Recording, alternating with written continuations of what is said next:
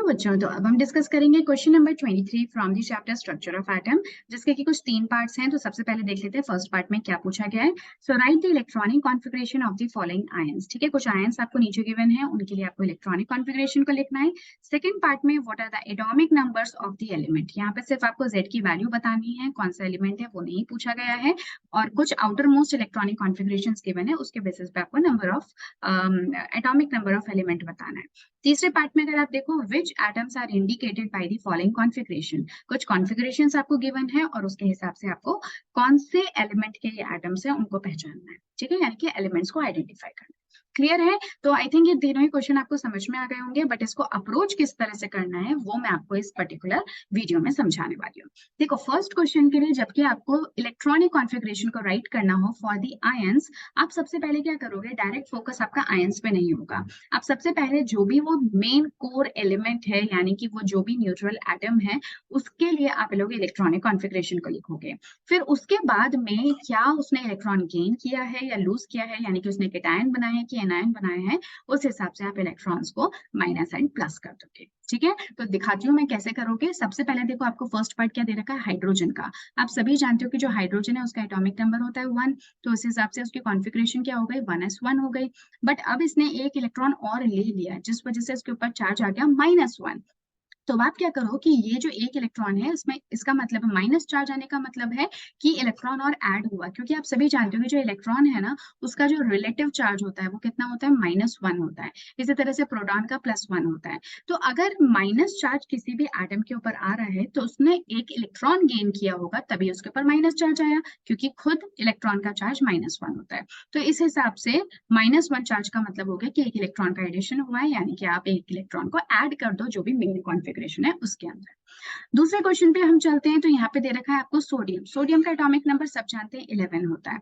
तो इसका कॉन्फ़िगरेशन कैसा हो जाएगा, 1s2 2s2 2p6 और 3s1।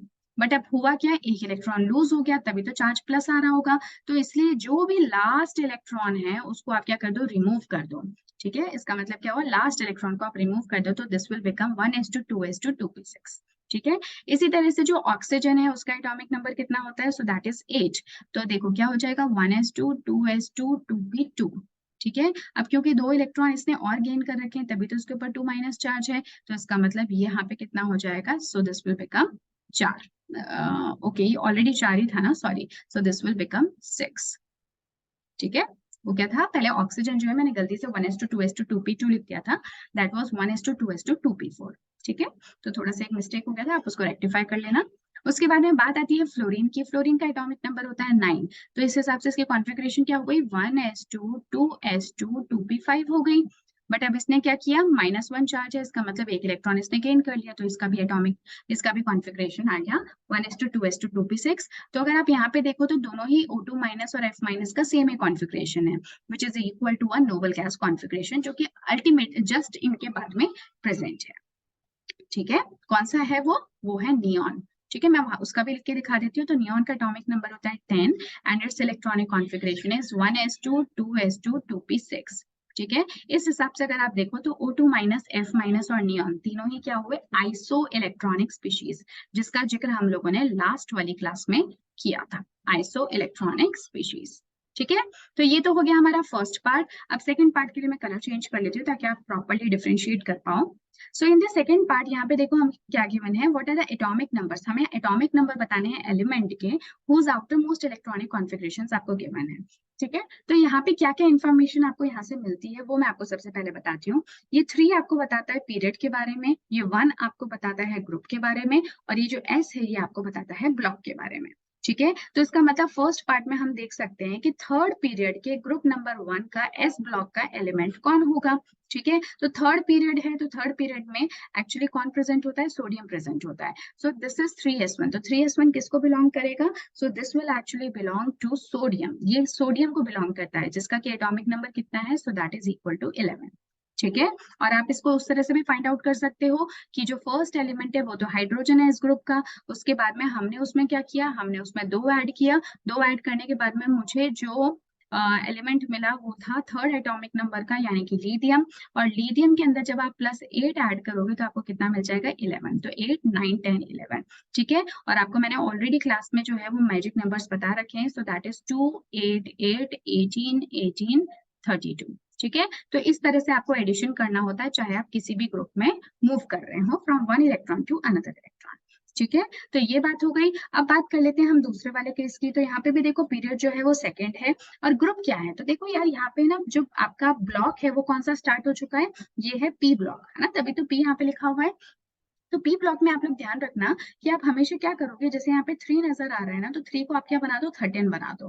बट ऐसा नहीं है कि 13 ग्रुप को बिलोंग करता है, ऐसा नहीं है। आप क्या करो, जो 18 होता है ना वो तो होता है नोबल गैस एलिमेंट का एक ग्रुप, उसमें से आप क्या माइनस कर दो? 13 माइनस कर दो, ठीक है, या फिर 3 माइनस कर दो, दैट वुड बी ज्यादा बेटर, ठीक है। आप क्या करो, यहाँ से 3 माइनस कर दो। तो क्योंकि 3 यहाँ पे इलेक्ट्रॉन्स है ना, तो इस वजह से 3 माइनस कर दो, तो क्या आ गया? 15 आ गया। इसका मतलब कि ये ग्रुप 15 का एलिमेंट है, ठीक है। तो इस तरह से आप इसको कर सकते हो। तो this is a very small trick. तो अब ये 2p3 कॉन्फ़िगरेशन, आप बताओ 2p3 किसका होगा? ग्रुप नंबर 15 आपको पता चल गया। ग्रुप नंबर 15 का सेकंड पीरियड का एलिमेंट कौन होता है? तो वो तो नाइट्रोजन होता है, सही बात है। और नाइट्रोजन का एटॉमिक नंबर कितना होता है? आप सभी जानते हो, इट्स एटॉमिक नंबर इज 7। तो इसकी कॉन्फ़िगरेशन टोटल आप लिखोगे तो कुछ इस तरह से होती है, 1s2 2s2 2p3 होती है, राइट। तो ये नाइट्रोजन आपका एलिमेंट हो गया। और एटॉमिक नंबर की बात करें तो मैंने जैसे कि बताया 7 इज द एटॉमिक नंबर। इसी तरह से अब नेक्स्ट वाले एग्जाम्पल की बात कर ले तो मैं यहीं पे इसको लिख देती हूँ। सो पीरियड कौन सा है? Period is third. और ग्रुप कौन सा है? तो ग्रुप देखो अगेन, क्योंकि पी ब्लॉक एलिमेंट का है, ये ब्लॉक हो गया पी। तो यहाँ पे आप क्या करोगे? 18 माइनस 5 कर दोगे। 18 माइनस 5 करने से ये जो एलिमेंट है ये आपका कौन सा आ जाएगा? सो दिस विल बी 3, राइट, ठीक है।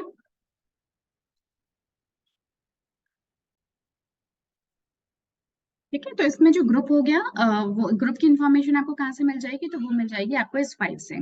तो बेसिकली आप देख रहे हो कि जो नोबल गैस एलिमेंट होता है ना, उसके क्या होते हैं? पी ऑर्बिटल कंप्लीटली फिल्ड होता है, बट यहाँ पे क्या है? कंप्लीटली फिल्ड से एक इलेक्ट्रॉन कम है, राइट। तो ये P5 हो गया। तो इसका मतलब क्या हुआ कि कौन सा एलिमेंट हुआ, कौन सा ग्रुप हुआ? So this would be group number 17। Is that clear?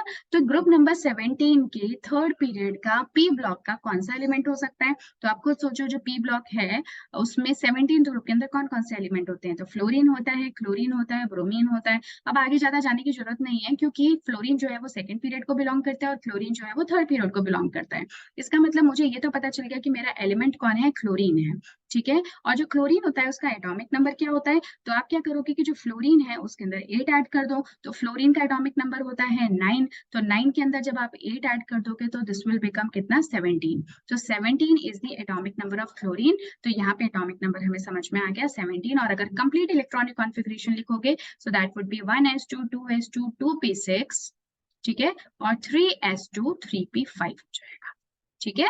तो आप इसको भी कंप्लीट करके लिख के देख सकते हो। तो आप देख रहे हो 3p5 फाइनल आ रहा है ना, इसका मतलब we are talking of the chlorine.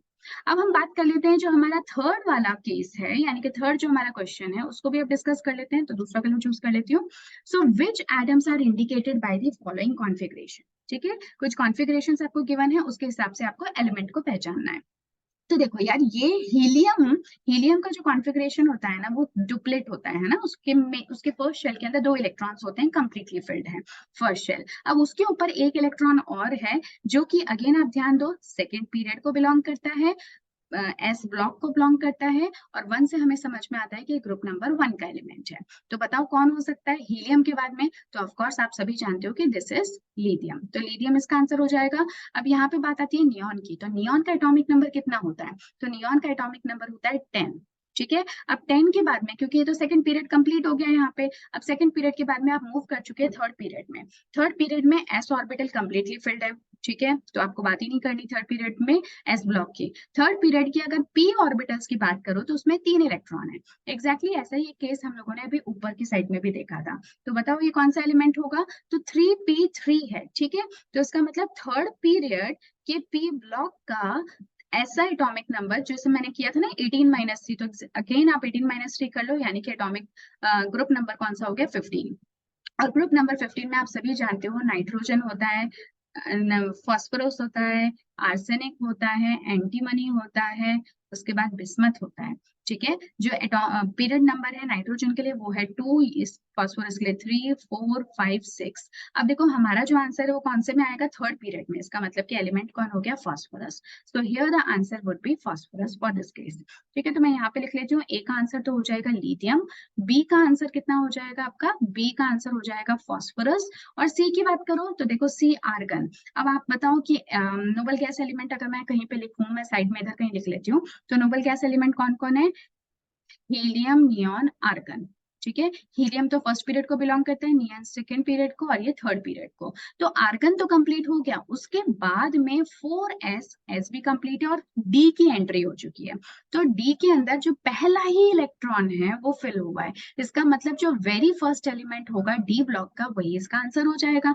आई बात समझ में? तो इसका मतलब ये एलिमेंट कौन हो गया आपका, दिस विल बी स्कैंडियम, क्योंकि आपने अगर डी ब्लॉक एलिमेंट्स को कभी पढ़ा हो, मैं आंसर पहले लिख देती हूँ। So answer is scandium. तो जो आपका डी ब्लॉक के एलिमेंट्स होते हैं वो कौन कौन से होते हैं, सो this is scandium, titanium, vanadium, chromium, Mn यानी कि मैंगनीज, Fe, ओके। सो उसके बाद में कोबाल्ट, निकल, कॉपर, जिंक। टोटल कितने हैं, 10 हैं। तो देखो 1 2 3 4 5 6 7 8 9 10। ठीक है, तो यहाँ पे बात किसकी हो रही है, स्कैंडियम की, क्योंकि डी ऑर्बिटल का पहला ही इलेक्ट्रॉन जो है वो फिल हुआ है। ठीक है, so here answer would be scandium. So हमारा आंसर हो जाएगा स्कैंडियम फॉर दिस क्वेश्चन।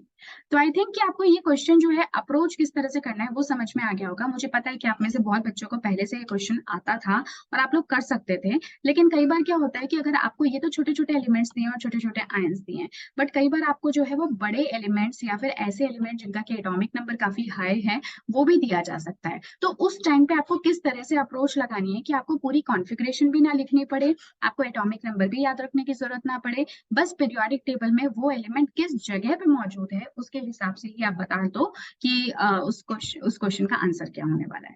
ठीक है, सो ये चीज मेरा पॉइंट था आप लोगों को इस वीडियो में क्लियर करने का। आप चाहे तो टेक्स्ट में भी यहाँ पे आंसर देख सकते हैं, तो आपको यहाँ पे कंप्लीट जो है सोल्यूशन मिल जाएगा अप टू पार्ट थर्ड। आप बीच में कहीं पे भी पॉज करके इसको फाइंड आउट कर सकते हैं यहाँ से भी। ठीक है, तो ये था हमारा क्वेश्चन नंबर ये है 23। सो आई होप आपको समझ में आ गया होगा। नेक्स्ट वीडियो में हम एक नए क्वेश्चन के साथ यानी क्वेश्चन नंबर 24 को डिस्कस करेंगे। Till then take care and good bye.